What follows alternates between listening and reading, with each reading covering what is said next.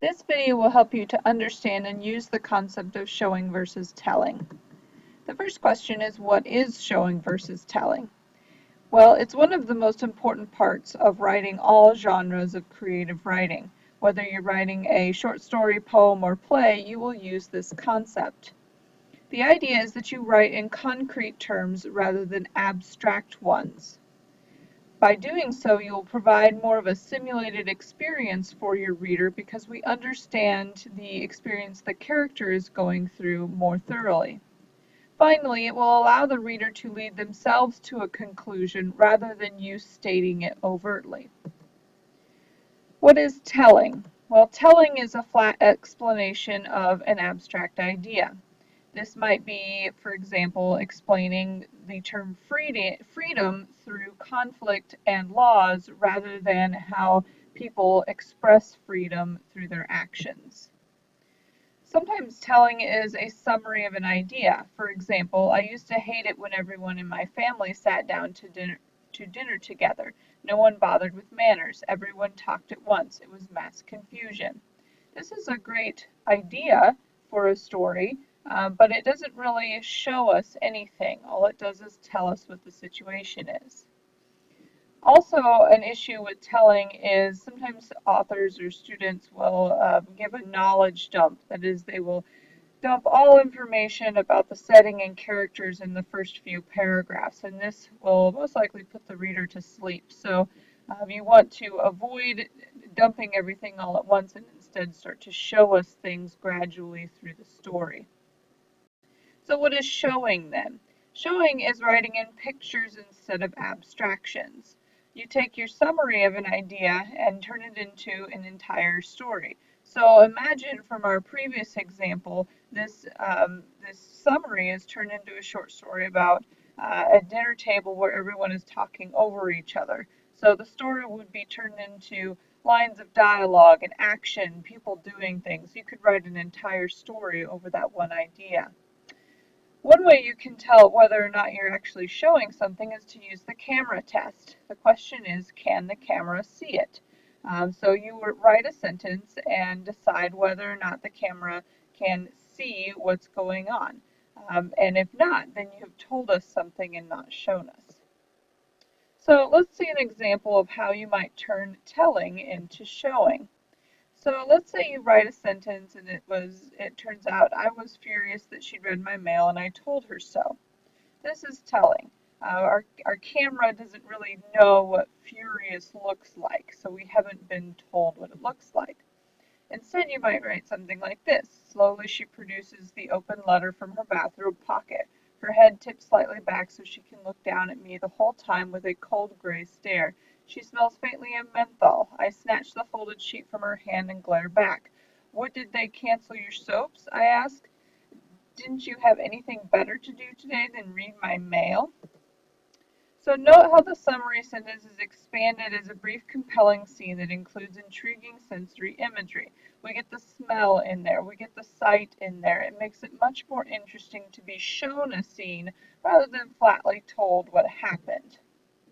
How do you open up your summary then? Let's say you've accidentally written some summary.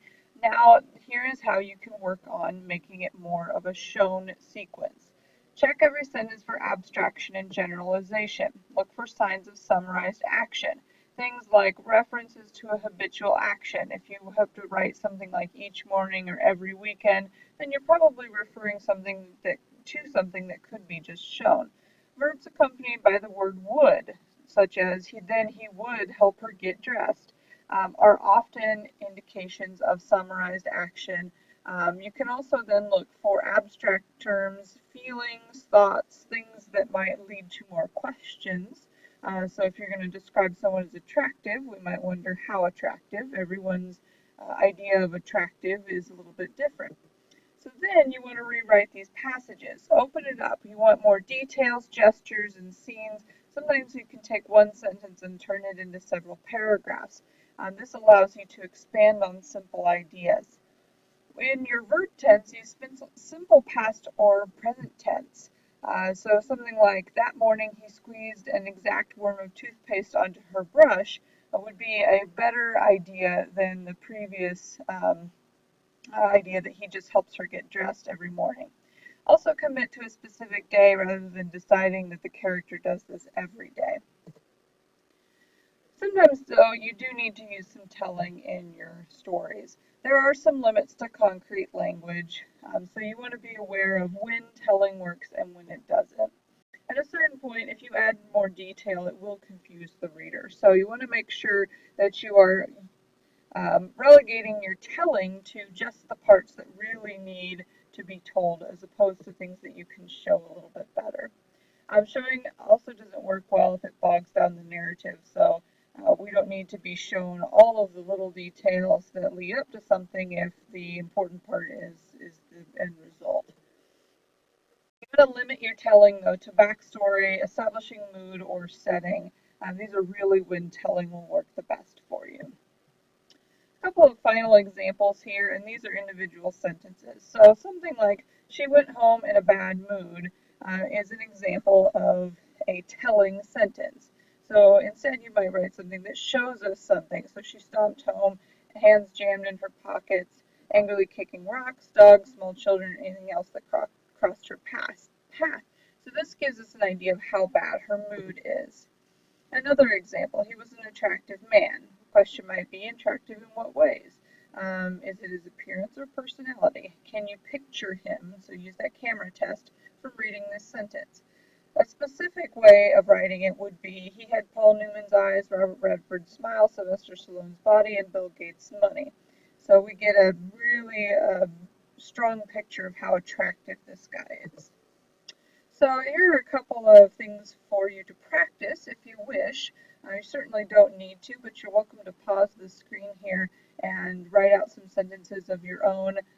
Turning my boyfriend or girlfriend acted like a jerk into a colorful picture might be a fun idea. So these are just some practice sentences for you. Hopefully this explained the concept a little bit better for you. Again, you'll want to be using this in all three genres of writing, short stories in particular, but you'll see that showing shows up a little bit more in poetry and drama as well. So we keep looking at this throughout the semester.